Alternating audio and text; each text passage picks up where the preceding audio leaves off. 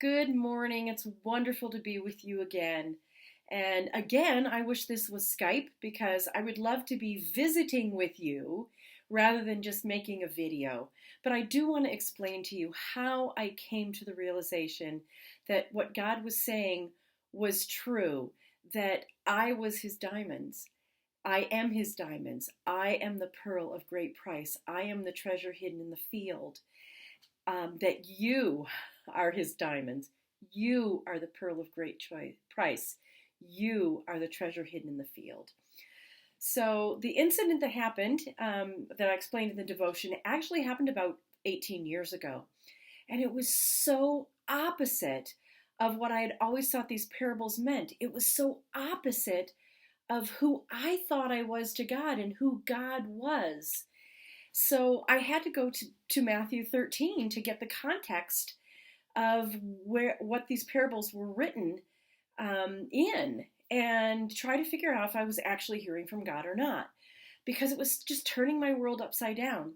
So here's the context. The first parable is the parable about the seeds being planted, some on good soil, some in rocky soil, some in the weeds. And the Lord explains that he is the sower. The next parable is about the wheat and the tares.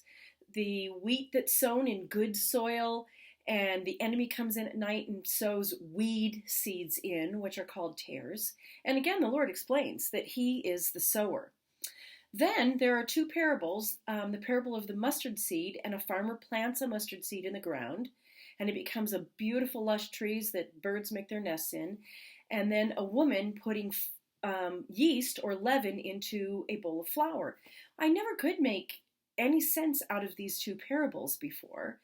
The Bible talks about faith being like a mustard seed, but I didn't really understand how I could plant that, and you become this lovely tree, and then, what is the leaven I'm supposed to be putting in the flour? What is the flour? And the Bible talks about leaven being the sin of the Pharisees, and it just didn't make sense until I read it in the context of what the Lord had just said to me, that he is the planter and he is the one that puts the yeast into the bowl.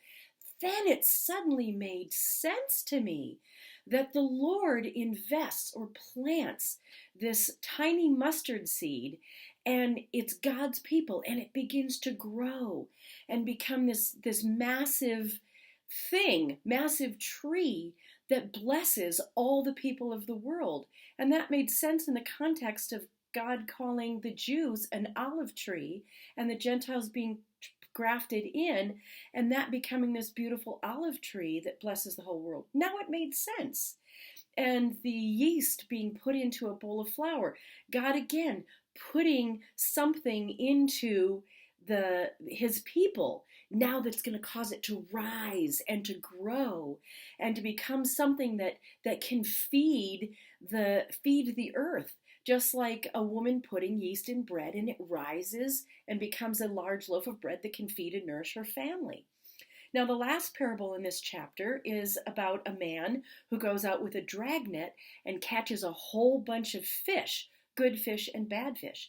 And again, the Lord explains that he is the fisherman that catches all of the fish, just like the wheat and the tares that grow up together.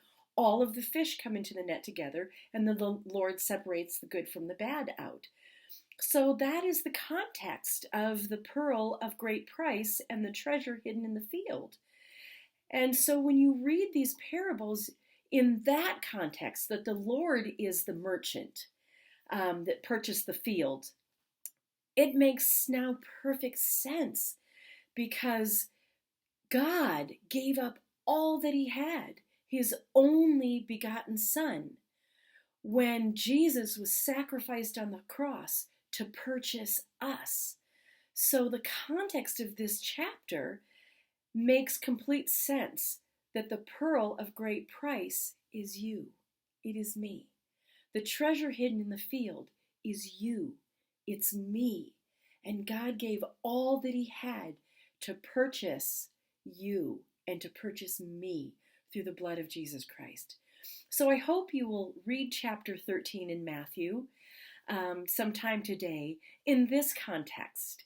And I pray that it it just changes the way you see yourself, that you would see yourself through God's eyes, that you are the pearl of great choice, great price, that you are the treasure hidden in the field. And I hope that it blesses you and that you just start to see yourself in a different light, that you would start to see yourself the way God sees you. So be blessed today, and I can't wait till the next time when I can visit you again. Bye-bye.